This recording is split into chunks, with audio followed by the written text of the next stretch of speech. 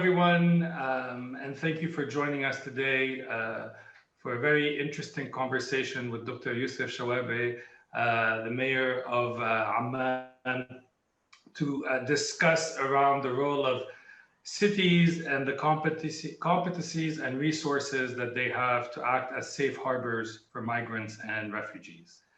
Dr. Shawarbeh, welcome. My name is Nadim Houry, and I'll be your conversant today. I'm the Executive Director of the Arab Reform Initiative. And let me start by asking you, Jordan has been for a long time, a hub of migration within the region, and particularly the capital city, Amman, the city for which you are the mayor.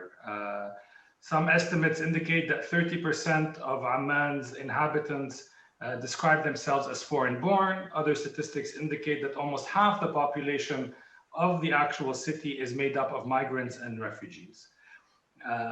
I know there's been many waves of migration over the last decades. And let me start by asking you, how has the development of Amman been influenced by these different flows of migrants and refugees?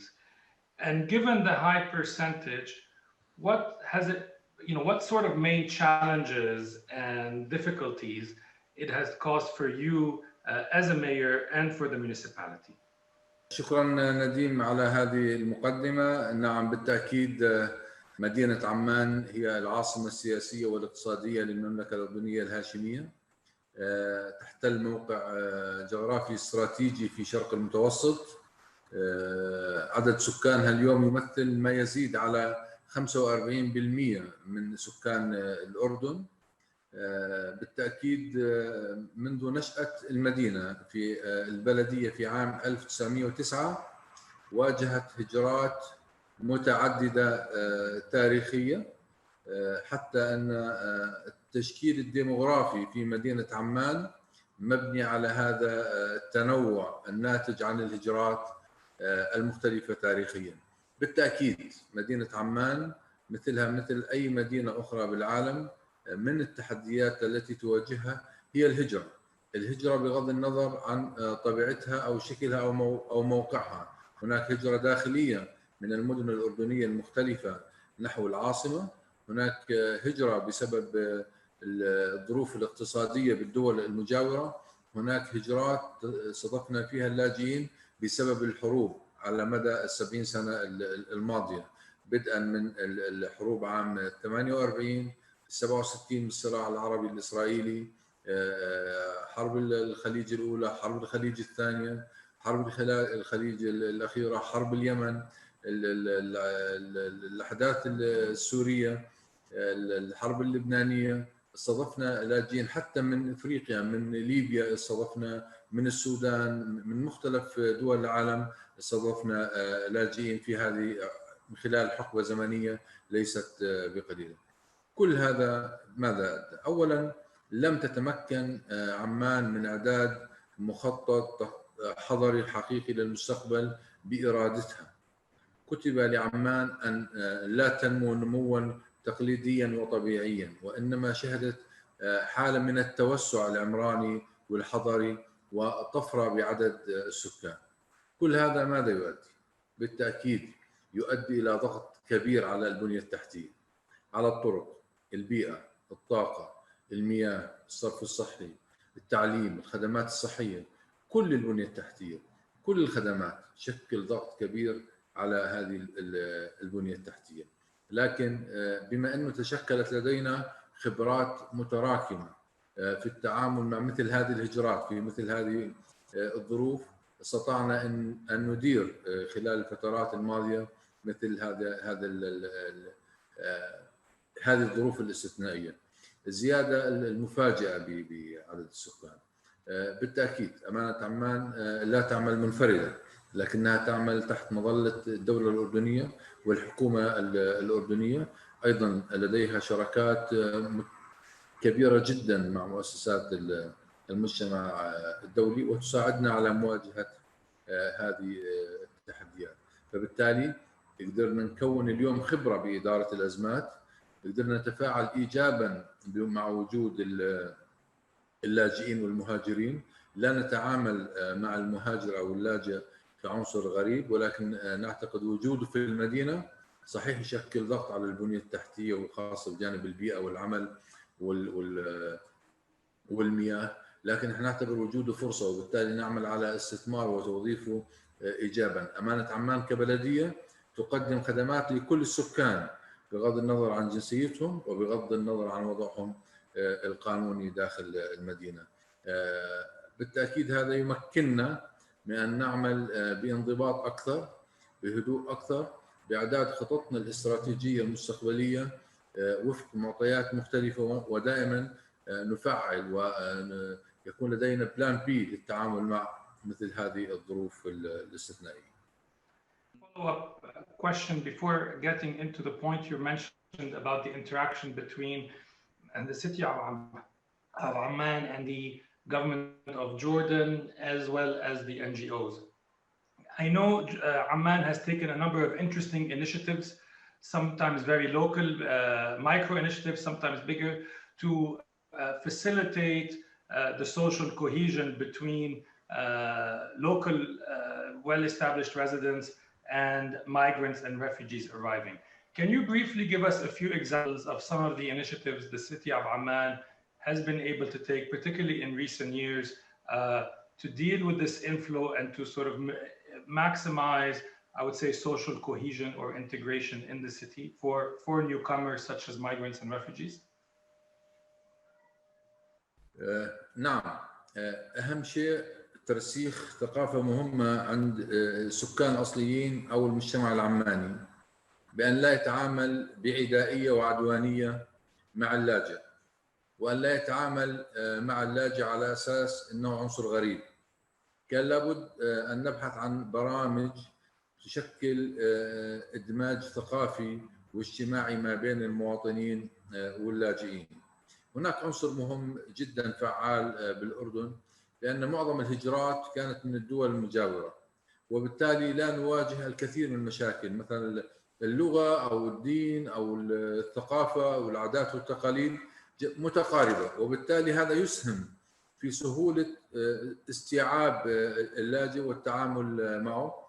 عندما نطلق أي برنامج، سواء برنامج صحي أو دعم نفسي أو برنامج يستهدف المرأة أو الطفل أو تشغيل، دائما يكون هناك موجه البرنامج للسكان الأصليين وأيضا موجه للاجئين، حتى يكون هناك تشاركية ولا يشعر السكان الأصليين أن هناك منافسة ما بينهم وما بين اللاجئين. وبالتالي عندما نتحدث دائما عن المساعدات الدولية نقول يجب أن توجه إلى الدولة المستضيفة وإلى المدينة المستضيفة وإلى المجتمع المستضيف وإلى اللاجئين وبرامجهم. وبالتالي عندما يكون هناك توزيع عادل وتبني برامج عادلة، الكاشف وورك، العمل مقابل الأجر عندما أطلقناه أيضا كان موجه للاجئين وموجه أيضا للسكان الأصليين، وكذلك كافة البرامج الصحية والثقافية. كما تعلم أنه بالأردن لدينا خطة استجابة وطنية عدتها الحكومة الأردنية. نعمل تحت مظلة خطة الاستجابة حسب المحاور المعدة لذلك. This brings me to my next question, which I think you started tackling, which is, given the complexity and the numbers of the issues facing, it obviously requires a lot of coordination between the city, the municipality, the state, but also, as you mentioned, particularly when it comes to refugees, you have a lot of international organizations, maybe humanitarian groups being involved. And how is cooperation and coordination taking place in such a complex institutional framework and, frankly, a complex situation? Because you might have Syrian refugees, you might have people from Libya, you might have some Iraqis who've been here, you also have Palestinians who've been here since 1948, since 1967. So how is this cooperation happening? Have there been lessons learned? Has this evolved over time? And how are resources distributed? You began telling us as well, for instance, how any international aid should also go to the country, the government, but also the municipality that is preserving everyone. Can you tell us a bit more about this mechanism of coordination and what has worked well or maybe less well in your view?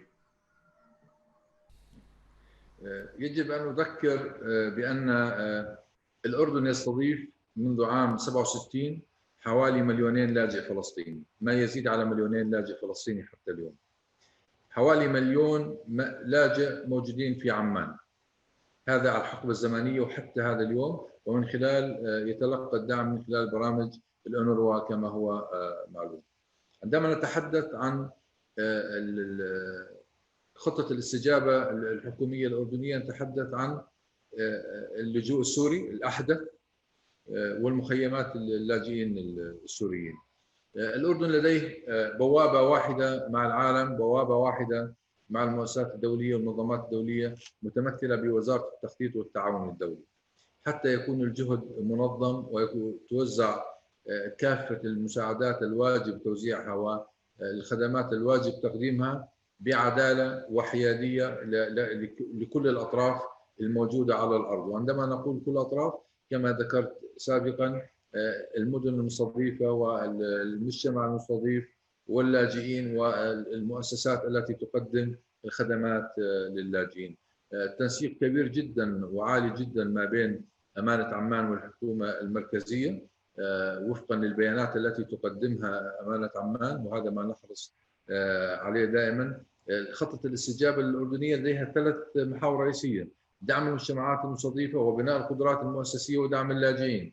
وتحت هذه المحاور هي الخدمات: الصحة والتعليم والدعم النفسي والعمل والتدريب والتأهيل، كل الخدمات، الطاقة، النقل العام، كل ما تحتاجها المناطق التي تعمل على خدمة تقديم الخدمات للاجئين. هناك كثير من البلديات الفقيرة والمجتمعات الريفية البعيدة التي تحتاج بالتأكيد دعم أكثر، والبنية التحتية غير ملائمة بالشكل الكافي لتقديم الخدمات، كانت تحتاج دعم بالتأكيد بصورة أكبر. وبالتالي مظلتنا هي الخطة الاستجابة الأردنية، والتي قدمت لكافة المؤسسات الدولية بنفس المستوى وفق بيانات دقيقة.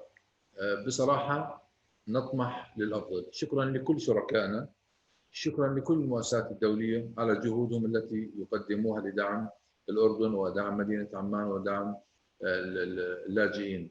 لكن بصراحة هناك انخفاض بوتيرة الدعم، بحاجة أن يكون هناك دعم أكبر.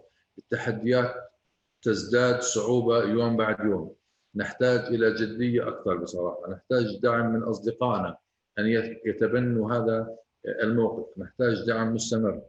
الأردن كما تعلمون دولة تفتقد لكثير من الموارد الطبيعية والمصادر، دولة ليست غنية، دولة غير نفطية، دولة من 3 أفقر دول بالعالم بالمياه. هذا تحدي بذاته يشكل ضغط كبير على الحكومة وعلى البلديات من أفقر دول العالم بالمياه، وبالتالي نحتاج هذه الوتيرة بحاجة أن نراها بصورة أفضل. نحتاج من أصدقائنا وشركائنا دعم أكبر لمؤسسات التي تقدم الدعم والرعاية للاجئين في الأردن.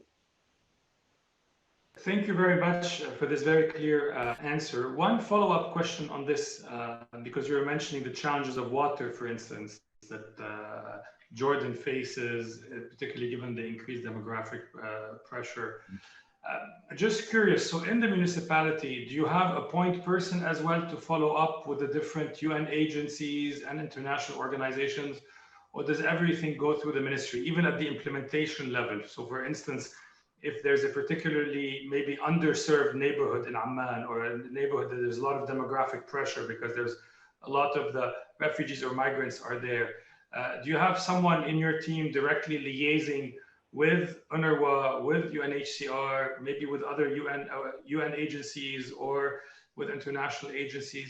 Or is the coordination always under the umbrella of the ministry and they do that? نعم، التنسيق يتم من خلال، لأن من ضمن اختصاصنا وصلاحياتنا المياه تعود لسلطة المياه، وزارة المياه، تحت مظلة وزارة المياه وليس تحت مظلة البلدية، وكذلك الصحة وكذلك التعليم. لكن خدمات البنية التحتية الموجودة هي من اختصاص البلدية، وبالتالي يكون هناك تنسيق مشترك ما بين كل الأطراف التي تعمل داخل المدينة. As we've been discussing, and I think the case of Amman is a very good example, is over the last decades and maybe throughout history, we've seen human movement always towards urban areas. And I think you started by saying that almost half the population of Jordan now lives in Amman, almost in the greater Amman area. And this is something we're seeing increasingly in most urban centers around the Mediterranean. And we are seeing increasingly cities, not only in the Arab world or in the southern part of the Mediterranean, but all around the Mediterranean, struggle to address the increasing needs of this demographic change, and also in addition to some of the challenges around social cohesion and integration, not just between migrants who may come or refugees from other countries, but even between rural and urban, different traditions, different ways of living. And as a mayor of a city that has really been at the forefront of these challenges, what do you think cities need? Not just Amman, but generally, as what do cities need to be in a better situation to address these migration challenges? And do you feel, or do you think that exchanges between city around the Mediterranean, city to city learning, will facilitate or contribute to enhance capacity? Would you like to be able to learn from other cities how they've dealt particular problems? And do you feel you have this space today to exchange and learn from other people? Because I am sure you have a very difficult and lonely job sometimes. You have to find quickly solutions to and with limited means. I'd be very interested to hear your views on that. لدي مبدأ مهم بالحياة، نقول لليد الواحدة لا تصفق، ونقول أيضا من يدعي أنه يستطيع أن يحقق نجاح إذا عمل منفردا هو حتما يسير بالطريق الخطأ. لا يمكن أن نحقق أي نجاح إلا إذا عملنا وفق منظومة عمل واحدة وشراكات حقيقية وتبادل خبرات حقيقية. التحدي بالهجرة لم يتوقف يوما ولن يتوقف، ولأسباب مختلفة. نتمنى أن لا يكون أو أن لا تكون الحروب والأوبئة من الأسباب. نتمنى أن تزول هذه الأسباب وتبقى الأسباب التي نعتادها، وهي الاقتصادية، وهي الأخف حدة والأخف أثرا. لكن الحروب لأن أثارها مؤلمة جدا، بعيدا عن الأرقام المالية، لكن أثارها النفسية وأثارها على الأجيال القادمة وأثارها على العلاقات الإنسانية والاجتماعية أخطر بكثير من أثارها المالية. وبالتالي نعم، أنا أؤمن بأن العلاقات والتعاون ما بين المدن وتبادل الخبرات والتعلم من تجارب الآخرين هو المفتاح الحقيقي للنجاح ورفع كفاءة وقدرة البلديات على التعامل مع أي تحدي استثنائي يواجهها. لابد أن نستفيد من تجارب الآخرين. هذا أمر يساعدنا كثيرا، وأنا أؤمن بهذا الجانب. مثلما نتمنى أن يستفيد الآخرين من خبرتنا في التعامل مع الهجرات أو بأي مجال آخر نستطيع أن نقدم في مثل هذه الخبرات. دائما نضع أنفسنا وتجاربنا وخبراتنا فيما نعرف بتصرف الآخرين. نتمنى أن يتعاونوا معنا الآخرين بنفس الروح، نستفيد من هذه التجارب. لدينا علاقات كبيرة جدا بدول حوض المتوسط، غرب أو شمال أو جنوب المتوسط. لدينا علاقات مع كل هذه المدن المختلفة، نتبادل المعرفة، نتبادل الزيارات، نتبادل التجارب حتى نستفيد من هذه الخبرات ونوظفها إيجابا. وعلينا أن نؤمن أيضا إيمان مطلق أنه الشراكة الحقيقية المبنية على الاستفادة وليس على المجاملات والبروتوكولات الشكلية. يجب أن نتعامل ونستفيد من هذه الخبرات التي تسهم في تعزيز قدرات أي مدينة أي فريق يعمل في خدمة المدينة حتى تتعامل مع مثل هذه الظروف الاستثنائية. نعم، الشراكة الحقيقية، التعاون المستمر هو ما يجعلنا نتقدم ونحسن ونجود حياة اللاجئين والسكان من خبرات المتراكمة عند الآخرين. شكرا. Thank you very much. And I think you mentioned it earlier that Amman, like a number of other cities, have really had to pioneer, to innovate, to in their migration policies, to build cohesive societies. You talked about social integration, ensuring that the local residents, you reduce tension between local residents and newcomers, be they migrants, refugees, or maybe people coming from the different parts of Jordan. And this has been a central concern. One criticism has been of the Euro-Mediterranean Partnership, the institutional creation that was created now almost a decade ago, that it does not sufficiently acknowledge and address the role of cities, in playing in this field, that often it is municipalities that are the closest to the points of tension and that may have the tools to resolve some of these problems. So I think today, as we're sort of discussing more broadly about the need for more support for cities, to what extent do you think Euro-Mediterranean cooperation could help the capacity of cities in the field of migration? And I know you were mentioning earlier that there needs to be more support. More support is needed given the size of the challenges. And do you think there should be space for more intergovernmental dialogue mechanisms or even intercity dialogue mechanisms that are institutionalized, that need to be put in place? Or you described having good relationship with everyone? Or is the sort of bilateral discussions that you're having today, in your view, sufficient? Because a lot of people feel that in the next phase of Euromed cooperation, there's a real need to strengthen the relationships and the support between those closest to the ground who can innovate and who are dealing with social cohesion on a day-to-day basis. It'll be interested to hear, the view from where you're sitting in Amman in your role. نعم، على مستوى السياسة العليا في أي دولة يكون التنسيق ما بين الحكومات والدول، لكننا نؤمن في أمانة عمان بأن المستقبل للمدن، وبما أن المستقبل للمدن لابد أولاً أن نعمل على تمكين المدن، رفع كفاءتها وقدرتها وتحسين فريقها الإداري والفني حتى تستطيع أن تقدم أفضل الخدمات لسكانها. وعندما أقول سكانها لا أتحدث عن أي جنسية أو عن أي وضع قانوني أيا كان. نعم، هناك من يدعو للتمسك أن يكون هذا التعاون فقط على مستوى الدول.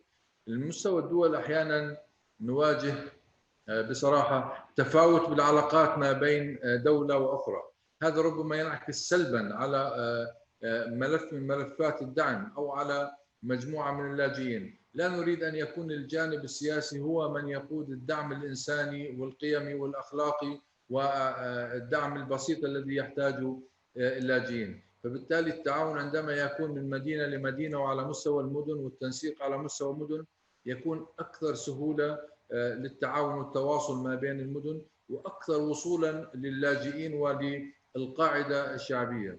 الإدارات المحلية تمثل اللبنة الأساسية بمجتمع أي دولة، بمكونات أي دولة. الإدارة المحلية هي القاعدة للهرم يتصاعد. يجب أن نبدأ من هذه القاعدة بكل مجتمعات العالم. الإدارات المحلية، البلديات، هي تمثل اللبنة الأولى في بناء منظومة الدولة واتصالها وهي أقرب للمواطنين، وهي أقرب للاجئين، وهي أقرب للمستثمرين، وهي أقرب للطلبة والسائحين ولعابري الطريق، هي الأقرب للجميع. اتصال مباشر، ونوعية الخدمات التي تقدمها للعامة، لا توجه لأي فئة متعلمة أو غير متعلمة، مقيمة أو غير مقيمة، قانونية أو غير قانونية، هذا غير موجود أبدا. وبالتالي أنا مع أي تشريع، مع أي علاقة، مع أي مبادرة ترفع شعار بأن تكون العلاقات مباشرة مع الإدارات المحلية لدعمها وتمكينها. التنسيق مطلوب، التعاون مطلوب، الإشراف والرقابة مطلوب، وهذا حق أنا أحترمه سواء من الدولة أو الحكومة اللي موجود فيها أو من الجهة الداعمة. الجميع يمتلك هذا الحق. لابد أن تكون البيانات صحيحة وسليمة ودقيقة، ولا بد أن تكون الإجراءات أيضا صحيحة وسليمة وتروح باتجاهها الصحيح. وبالتالي أؤكد على أن المستقبل للمدن، علينا أن نمكن المدن ونمكن الإدارات المحلية بقدر ما نستطيع. Shukran. And we mentioned, I mean, we cannot have a discussion in 2020 and not talk about COVID, Corona, that has really affected everyone's lives. And including it has affected migration. It may have stopped it for a while, but maybe many people are worried that afterwards we will maybe see new flows of migration, different for people looking for a job, because the impact of the crisis is still being felt. And this will have a direct impact on cities, that have also been in many ways at the front line of having to deal with the medium to long-term impact of the pandemic. Two questions for you. How has COVID-19 crisis affected Amman, your city, directly? Are there particular concerns you have for today or for the future?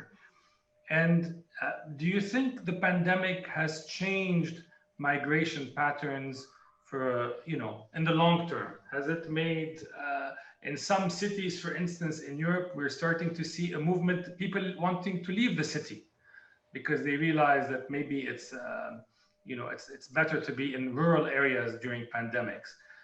What is the perspective from Amman? نعم، عمان كأي مدينة بالعالم تأثرت بجائحة كورونا. للأسف الذروة الآن في هذا الوقت في عمان لا يقل عن 5 أو 6 آلاف حالة يومية، لا يقل عن 50 إلى 60 حالة وفاة يومية. بالتأكيد أثرت بشكل كبير على مدينة عمان وعلى بلدية عمان. لها أثر اقتصادي كبير جدا، أثار نفسية كبيرة جدا. وعندما أقول أثر اقتصادي أقول على مستوى إيرادات البلدية أو على مستوى الاقتصاد الأفراد والقطاع الخاص، وخاصة من يعمل بأعمال بسيطة أو على المياومة، كانت لها آثار قاسية جدا عليهم. وأنا أعتبر بأن وباء أو جائحة كورونا لا تقل خطورة عن أي حرب، بالعكس هي أخطر من الحروب، لأن الحروب أو الأحداث الأمنية عندما تقع بإقليم معين، بمدينة معينة، بنطاق معين. لكن عندما يكون الوباء عام فإذا الحرب هي في كل مكان في هذا العالم، وبالتالي آثاره على الجميع بدون استثناء. تعاملنا في بداية الجائحة بكل، ولا زلنا حتى هذا اليوم نعمل على تحسين ورفع كفاءة النظافة في المدينة، نعمل على تعقيم الشوارع الرئيسية والأسواق التي يرتادها المواطنين. طورنا منظومة خدماتنا الإلكترونية التي نقدم من خلالها الخدمة لمواطنين عمان. الآن ما يزيد على 90% من خدماتنا أصبحت إلكترونية، وبالتالي لا يحتاج المواطنين للتردد على البلدية للحصول على خدمات أو أي طلبات يرغبوا بتقديمها. أنا أقولها بكل صراحة، واجهنا تاريخيا هجرات كثيرة ولأسباب مختلفة. احذروا من هجرات كورونا. هجرات كورونا ستكون هي الأخطر وهي الأكبر وهي الأشمل. لابد أن نبني خطط نواجه فيها هذا التحدي. سيكون تحدي اقتصادي كبير، سيكون هناك حاجة كبيرة عند الشعوب، ستتحرك. لن تكون هجرة لطيفة بين قوسين، ستكون هجرة عنيفة بحثا عن فرص العمل. وأصبحت فرص العمل اليوم بكل العالم محدودة كما نشاهد ونتابع في كل مدن العالم. هناك مقاومة من الشعوب للإجراءات التي تقوم فيها الحكومات أو الإدارات من أجل صحة وسلامة المواطنين، مقاومة من أصحاب المحال التجارية المختلفة. فإذا المعركة ليست سهلة. هناك معركة مع الوباء وهناك معركة مع آثار الوباء. لابد أن نكون جاهزين لهذه المعركة لابد أن نعد خطط واضحة، لابد أن يكون هناك تعاون وتنسيق على مستوى محلي مع الحكومات المحلية، وعلى مستوى إقليمي مع شركائنا في المنطقة، بالإضافة للمؤسسات الدولية. الواجب أن تعد خطط للطوارئ للتعامل مع المرحلة القادمة. المؤشرات تقول أن عام 2021 سيكون عاما اقتصاديا صعبا، وكافة خططنا نبنيها على أصعب سيناريو، وهذه مسؤوليتنا وواجبنا أن لا نتعامل بسهولة مع هذا التحدي. وبالتالي لابد أن نتطلع إلى علاقات وتعاون مختلف بالمرحلة القادمة للتعامل مع هجرات كورونا وآثارها. I think you mentioned a very important point, patterns of migration that may come because of Corona. And we have seen definitely here in Europe that this pressure on the economic well-being of everyone, people feel increasingly poorer because of the health and economic situation. This has been accompanied by a rise in the far right, increasingly by nationalist politicians that say, we want to close borders, and even within borders that try to stigmatize maybe migrants or refugees, saying, because they live in poorer areas, they have higher number of cases of corona. We don't want them in this country. We want to push them out. We've really seen it exploited by people for, against immigration, particularly, I would say, in Europe. And you mentioned here as well the role of, in anticipation, giving the capacity maybe for cities and local authorities to maybe deal with these new economic challenges that will come up because of the corona. I'm curious to see, how do you see potentially a new form of partnership, a Euro-Mediterranean partnership, that might be able to address, one, the new economic challenges, and maybe two, even address some of this rising xenophobia, because people suddenly feel more threatened, poorer, and it's the easiest is to blame the foreigner, the other. Do you see space for more Euro-Mediterranean partnership to address what you're calling to be 2021 is going to be a difficult year? What would you find helpful from Amman to address these challenges that you're seeing? What sort of solidarity would be helpful? نعم، هناك هذه الظاهرة تختلف من مدينة لأخرى ومن بلد لآخر حسب طبيعته وحسب طبيعة الهجرات. عندما تكون الهجرة من الضفاف الشرقية للمتوسط نحو الضفاف الغربية، هناك فارق كبير بالثقافة والاقتصاد ما بين الحالة الثقافية والاقتصادية، بعكس ما تكون الهجرة بمحور الشرق المتوسط وتعتبر هجرة ضمن إطار متشابه ومتقارب، فتكون المقاومة أقل. بينما عندما تكون الهجرة باتجاه غرب المتوسط تكون المقاومة أكبر. المقاومة بسبب اللغة، بسبب اللون، بسبب الدين، بسبب العرق، بسبب الوضع الاقتصادي، لأي سبب. عندما يشعر السكان الأصليين أن هناك من يهددهم بفرص العمل أو يزاحمهم بمقاعد الدراسة بالجامعات أو يسبب الضغط على البنية التحتية لديهم أو على الأمن الاجتماعي لديهم، هناك من يعتقد أن هذا يؤثر على أمنهم الاجتماعي. وبالتالي لابد من أن تكون هناك برامج موجهة لتحسين العلاقة ما بين السكان الأصليين والمهاجرين. أيضا للأسف الممارسات السلبية التي كانت تصدر عن الكثير من المهاجرين تعطي انطباع سيء عن المهاجر. المهاجر غالبا يبحث عن بوابات غير مشروعة للهجرة، وبالتالي هذا أيضا من أسوأ الصور اللي احنا نشاهدها في الغرب. أكيد العلاقة ستبقى دائما، وهذه علاقة بطبيعة البشر أن تقاوم كل ما تعتقد أنه يؤثر على أمنها الاقتصادي أو الغذائي أو الاجتماعي. هذه طبيعة بشرية بالتأكيد، لكن عندما يكون هناك برامج موجهة تستهدف ثقافة المواطنين، تستهدف ثقافة السكان الأصليين، بأن الإنسانية تجمعنا تحت مظلة واحدة. كما له الحق، كما لك الحق في الحياة، أيضا هذا له الحق في الحياة الكريمة. هو يبحث عن فرصة. نفكر كيفية استثمار وتوظيف هؤلاء المهاجرين إيجابا بهذا المجتمع، ألا يكون عنصر يشكل ضغط على المجتمعات المحلية، لكن يشكل عون لهذه المجتمعات المحلية، يشكل إضافة لهذه المجتمعات المحلية. عندها نستطيع أن نخفف من حدة العدوانية أو العدائية ما بين السكان الأصليين واللاجئين. أيضا في بعض الدول هناك شروط للهجرة، مثل المؤهل العلمي أو العمر، هذا يقيد الهجرة، يضيع الفرص على المهاجرين. وهذا أمر أيضا مهم لابد أن يراعى بذلك. عندما تحدثنا عن الهجرة، المهاجرين السوريين عندما أوروبا فتحت أبوابها، بعض الدول الأوروبية وضعت شروط، استعدت أن تستضيف عدد معين من المهاجرين، لكن وضعت ليست من الشروط، كانت في مقدمتها العمر، الفئة العمرية، كما المؤهل العلمي، الوضع الاجتماعي، وكأنها شروط لمقابلات وظيفة وليس لاستقبال المهاجرين. على الحدود الشمالية للأردن استقبلنا المهاجرين بغض النظر عن هذه الشروط، هناك الكبير والصغير والمريض والأمي والمهني بكل الظروف، لم تكن هناك شروط أو قيود. يجب أن نسقط هذا القيود بصراحة حتى نخفف من هذا الاحتقان. Thank you very much, Dr. Shawarbeh. Maybe just a last question picking on what you said.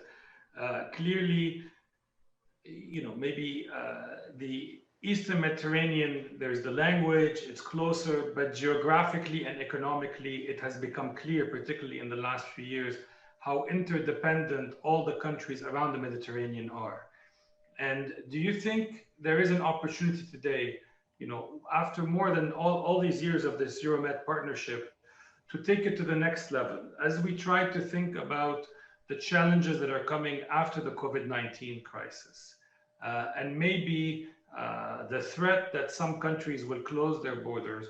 What would be your concluding message to have cities again play such an important role in strengthening social cohesion, in being a place of refuge, and to make sure that cities like Amman, like so many other cities, are not left shouldering all the weight on their own, but that there's real solidarity across the Mediterranean for what really are, and becoming increasingly clear, are problems that not a single country and definitely not a single city can tackle on their own. What would be your sort of last concluding message to talk about what does effective partnership from your perspective look like, given the increasing challenges that you are facing?